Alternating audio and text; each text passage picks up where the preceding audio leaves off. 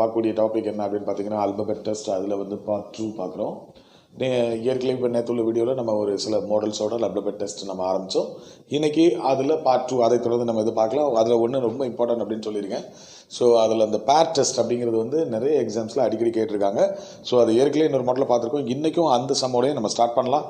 So இப்போ நான் சம்ம வாசிக்கிறேன். என்ன பாருங்கள், how many such pairs of letter are there in the word master which have as many letters between them in the word as in the alphabet அப்படின்னு நம்ம பார்த்துருக்கோம். ஸோ இந்த பேர் அப்படிங்கிற வார்த்தை இருந்தாலே உங்களுக்கு எத்தனை பேர் இருக்குது, அதுக்கு இடையில எவ்வளோ அல்பபெட் இருக்குது அப்படிங்கிறது தான் நம்ம பேர் கண்டுபிடிக்கிறதுக்கு இப்போ இந்த சம்மில் கொடுத்துருக்கக்கூடிய வேர்டு என்ன அப்படின்னு பார்த்தீங்கன்னா மாஸ்டர் அப்படின்னு சொல்லியிருக்கோம். ஸோ நான் ஏற்கனவே உங்களுக்கு சொல்லியிருக்கேன் எப்படி வந்து கோடிங் அண்ட் டீகோடிங்கில் வந்து இந்த வேர்ட்ஸ்க்கான இந்த லெட்டர்ஸ்க்கான பொசிஷன் உங்களுக்கு தெரியுதோ அதே மாதிரி இங்கே ஏபிசிடி தரவாக தெரியணும். ஏதாவது ஒரு இடத்துல நம்ம சொல்லும்போது வந்து ஏதாவது ஒரு லெட்டரை மிஸ் பண்ணி வேகமாக சொன்னோம் அப்படின்னா கூட இது தப்பான ஆன்சராக போயிடும். ஸோ ரொம்ப கேர்ஃபுல்லாக பண்ணணும். ரைட், எனிவே சமக்குள்ள போகலாம்.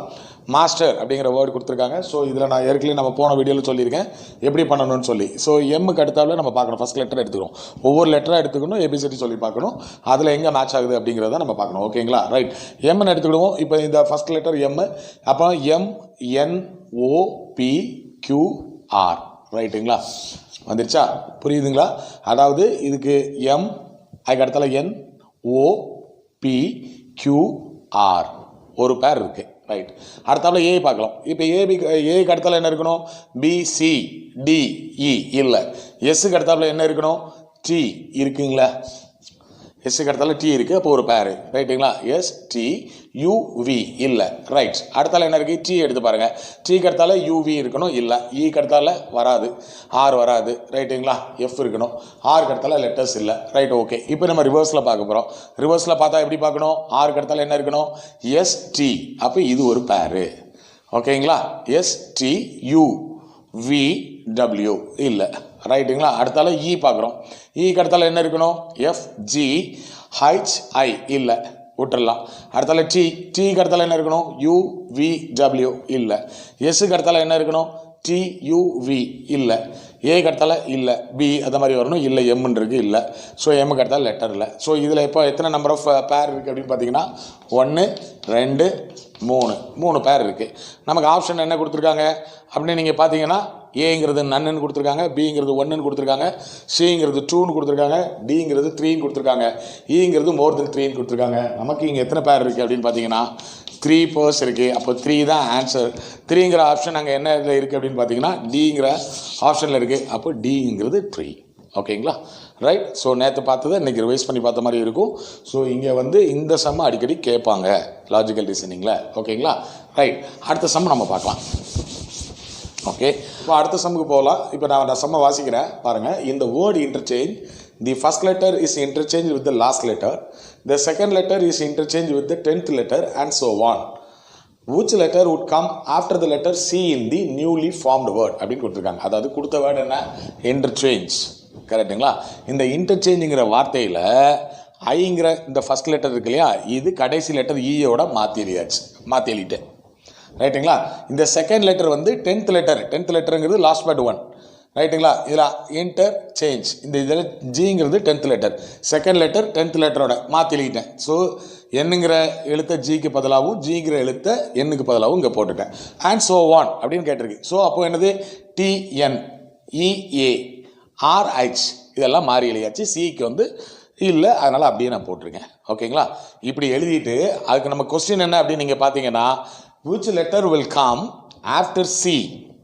சிக்கு அடுத்தாப்புல என்ன லெட்டர் வரும் அந்த நியூலி ஃபார்ம்டு வேர்ட். அதாவது இப்படி மாற்றி எழுதுனால நமக்கு வந்திருக்கு புது வார்த்தை என்ன? இதுதான் புது வார்த்தை. இந்த வந்த புது வார்த்தையில் சிக்கு அடுத்த லெட்டர் என்ன அப்படின்னு கேட்டிருக்கு, அடுத்த எழுத்து என்ன அப்படின்னு கேட்டிருக்கு. ஸோ நமக்கு வந்து ஆன்சர் என்னவாக இருக்கணும்? ஆர், அதுதான் ஆன்சராக இருக்கணும். ஆனால் இதுக்கு நீங்கள் இப்படி எழுதணும்னு அவசியம் கிடையாது. நீங்கள் ஷார்ட்டாக புரிஞ்சுக்க வேண்டியது என்னென்னா, இப்படி வந்து கடைசி லெட்டரையும் ஃபஸ்ட் லெட்டரையும் இப்படி வந்து இன்டர்சேஞ்ச் பண்ணி இப்படி எழுதணும் அப்படின்னு தெரிஞ்சு சொன்னாங்க அப்படின்னா, நீங்கள் எந்த லெட்டர் கேட்டிருக்காங்க? சிக்கு அடுத்த லெட்டர் என்னன்னு கேட்டிருக்காங்க. இன்டர்சேஞ்ச் பண்ணும்போது சிக்கு முந்தின லெட்டரை நீங்கள் எழுதிட்டிங்கன்னா போதும்.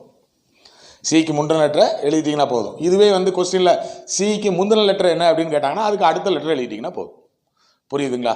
ஸோ இதே மாதிரி நம்ம உட்காந்து கஷ்டப்பட்டு எழுதிட்டு இருக்கணும்னு அவசியம் இல்லை. ஸோ இங்கே நமக்கு என்ன கேட்டிருக்காங்க, இன்டர்சேஞ்ச் அப்படிங்கிற வேர்டு கொடுத்து இது ஒவ்வொரு எழுத்துகளும் முதல் எழுத்து கடைசி எழுத்தோட, ரெண்டாவது எழுத்து 10வது எழுத்தோட இப்படியே மாறிக்கிட்டே இருந்ததுன்னா, அப்படி புதுசாக ஃபார்ம் பண்ண அந்த வார்த்தை வரும்போது அந்த வார்த்தையில் சிக்கு அடுத்த லெட்டர் என்ன அப்படின்னு கேட்டிருக்காங்க. ஸோ நம்ம அப்படியே மாற்றி மாற்றி எழுதிட்டு இருக்கும்போது டைம் வேஸ்ட்டாக போயிடும். அந்த டைம் வேஸ்ட்டாக போகாமல் இருக்கணும் அப்படின்னா அந்த மாதிரி கேட்டாங்க, இந்த கொஸ்டின் இந்த மாதிரி பேட்டர்னில் இருந்ததுனாலே சிக்கு முந்தினாப்பில் இருக்கிற லெட்டர் தான் அதுக்கு அடுத்த லெட்டரில் வரும்.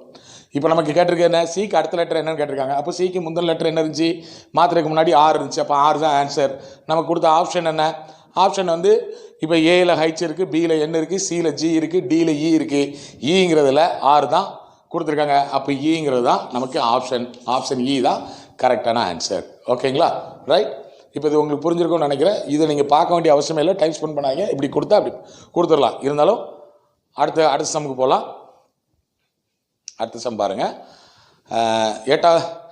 3வது சம் என்ன அப்படின்னு நீங்கள் பார்த்தீங்கன்னா, 3வது சம்மில் என்ன கொடுத்துருக்காங்க அப்படின்னு பார்த்தீங்கன்னா, the position of the first and 8th letter in the word studying are interchanged. Similarly, the position of the second and the 7th letters are interchanged, and the position of the third and the 6th letters are interchanged, and the position of the remaining 2 letters are interchanged with each other. Which of the following will be the third to the left of you after the rearrangements அப்படின்னு கேட்டிருக்காங்க. அதே மாதிரி தான் இப்போ இதுக்கு முன்னாடி ஒரு some பார்த்தோம் இல்லையா, அதே மாதிரி தான் இங்கே கொடுத்துருக்க வேர்டு என்ன, ஸ்டடியிங் அப்படின்னு ஒரு வேர்டு கொடுத்துருக்காங்க. இந்த ஸ்டடியிங் இந்த வேர்டில் 8 லெட்டர் இருக்குது.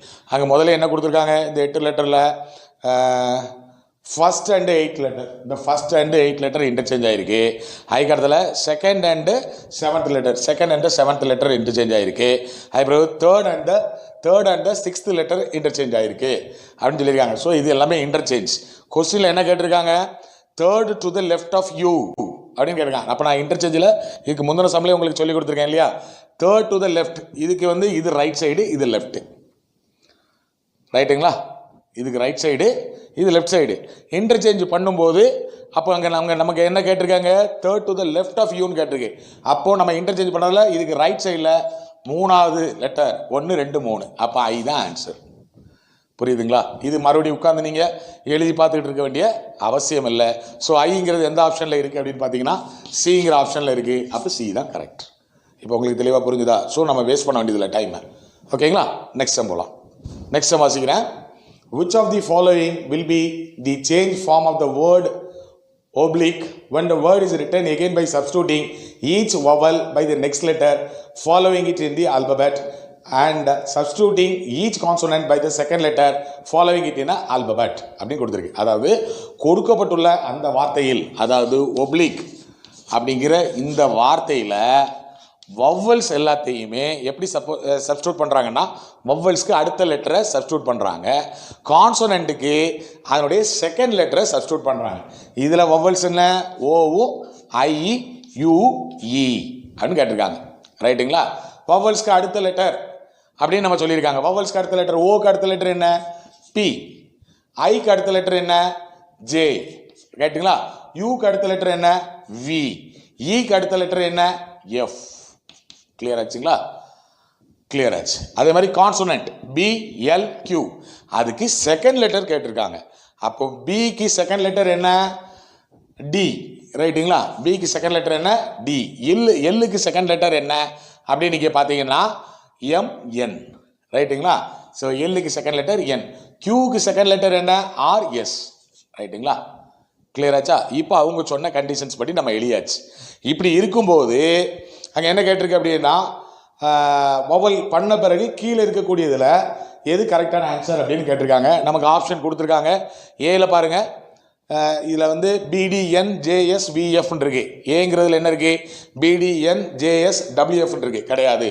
பிடிஎன் செகண்ட் ஆப்ஷன் பாருங்கள், பிடிஎன் ஜேஎஸ் விஎஃப் அப்படின்னு இருக்குது. ஸோ இங்கே ஆப்ஷன் நம்பர் பி அதுதான் கரெக்டு. புரிஞ்சுதுங்களா? It is simple. கொஸ்டின் கரெக்டான ஆன்சர் அதனுடைய அர்த்தத்தை புரிஞ்சு அதை அப்படியே நீங்கள் தமிழாக்கத்தை உள்ளே எடுத்துக்கிட்டு தமிழ் மீடியம் ஸ்டூடெண்ட் ரொம்ப பர்டிகுலராக கேர்ஃபுல்லாக அதை செஞ்சீங்க அப்படின்னீங்கன்னா ரொம்ப ரொம்ப ஈஸியாகிடும். ப்ராக்டிஸ் தாங்க ரொம்ப ரொம்ப முக்கியம். ஓகேங்களா? ரைட். அடுத்து பார்க்கலாம். அடுத்த மாடல் என்ன அப்படின்னு பார்த்தீங்கன்னா, if a meaningful word begin with a B can be formed from HACEB அப்படின்னு கொடுத்துருக்காங்க. Then the fourth letter of the word is your answer. If no such word can be formed, then your answer is option E அப்படின்னு கொடுத்துருக்காங்க. என்னுடைய அர்த்தம் என்ன அப்படின்னா HACEB அப்படிங்கிற இந்த லெட்டர் ரைட்டுங்களா, இதை பியில் ஸ்டார்ட் பண்ணுற மாதிரி நீங்கள் ஒரு வேர்டு ஃபார்ம் பண்ணிங்கன்னா அதில் இருக்கிற வேர்டு ஃபார்ம் பண்ண முடியுமெனில் அதில் இருக்கிற 4வது லெட்டர் தான் என்னது ஆன்சர். அப்படி ஃபார்ம் பண்ண முடியல அப்படின்னா நீங்கள் ஆன்சர் ஈன்னு கொடுங்க அப்படின்னு கொடுத்துருக்காங்க. ரைட்டுங்களா? ரைட். நம்ம இப்போ பாருங்கள், நல்லா யோசிச்சு பாருங்கள், இந்த வேர்டை வச்சு ஃபார்ம் பண்ணக்கூடியது என்ன? பீச் அப்படின்னு வேர்டு ஃபார்ம் பண்ணலாம். ரைட்டுங்களா? அப்போ நம்ம என்ன சொல்லுங்க, வேர்டு இந்த பியில் ஸ்டார்ட் பண்ணி இதில் இருக்கக்கூடிய இந்த லெட்டர்ஸை யூஸ் பண்ணி ஒரு வேர்டு ஃபார்ம் பண்ண முடியும்னா 4வது லெட்டர் தான் ஆன்சரு. வேர்டு ஃபார்ம் பண்ண முடியலன்னா டைரெக்டாக இ ஆப்ஷனை கொடுத்துருங்கன்னு சொல்லியிருக்காங்க. இங்கே நமக்கு ஆப்ஷன் என்ன கொடுத்துருக்காங்க? ஏங்கிறதுல ஏன்னு கொடுத்துருக்காங்க, லெட்டர் ஏன்னு கொடுத்துருக்காங்க. பிங்கிற ஆப்ஷனில் என்ன கொடுத்துருக்காங்க? சின்னு கொடுத்துருக்காங்க. சிங்கிற ஆப்ஷனில் ஹெச் கொடுத்துருக்காங்க. டிங்கிற ஆப்ஷனில் இ கொடுத்துருக்காங்க. ஈங்கிற ஆப்ஷனில் என்ன கொடுத்துருக்காங்க? நன் ஆஃப் திஸ் அப்படின்னு கொடுத்துருக்காங்க. ஸோ நம்ம இந்த கொஸ்டினை நல்லா புரிஞ்சுக்கிட்டோம். கொடுக்கக்கூடிய இந்த லெட்டர்ஸை வச்சு பிங்கிற வார்த்தையை ஒன்று ஸ்டார்ட் பண்ணாங்க. நமக்கு வந்து பீச்சுங்கிற வார்த்தையை பண்ண முடியுது, ஃப்ரேம் பண்ண முடியுது. அப்படி ஃப்ரேம் பண்ணால் அதனுடைய 4வது லெட்டர் தான் ஆன்சர்னு சொல்லியிருக்காங்க. அப்படின்னா இதான் ஆன்சர். ஒருவேளை இது ஃப்ரேம் பண்ண முடியாமல் போச்சுன்னா ஈங்கிற ஆப்ஷனை குறிங்கன்னு சொல்லியிருக்காங்க. நம்ம ஈங்கிற ஆப்ஷனை குறிக்கக்கூடாது. ரைட்டுங்களா? ஸோ இப்போ அங்கே ஆன்சர் என்ன? சி. ரைட்டுங்களா? இன்றைக்கி கொஞ்சம் மாடல் நம்ம பார்த்துருக்கோம். இதை தொடர்ந்து இன்னும் கொஞ்சம் மாடல் வந்து இதே ஆல்பபெட் டெஸ்ட்டில் அடுத்த வீடியோவில் பார்க்கலாம். ஓகேங்களா? ஸோ இந்த வீடியோ உங்களுக்கு பிடிச்சிருக்க பட்சத்தில் லைக் பண்ணுங்கள், உங்கள் நண்பர்களோட ஷேர் பண்ணுங்கள், சப்ஸ்கிரைப் பண்ணாதவங்க மறக்காமல் பெல் பட்டன் அமைக்கி சப்ஸ்கிரைப் பண்ணுங்கள். ஓகேங்களா? அடுத்த வீடியோவில் இதே மாதிரி ஒரு சில மாடலோட ஆல்பபெட் டெஸ்ட் அப்படிங்கிறதுல நான் வந்து உங்களை சந்திக்கிறேன். அதுவரை உங்களிடமிருந்து விடைபெறுவது உங்கள் அண்ணன் முத்துக்குமார். நன்றி.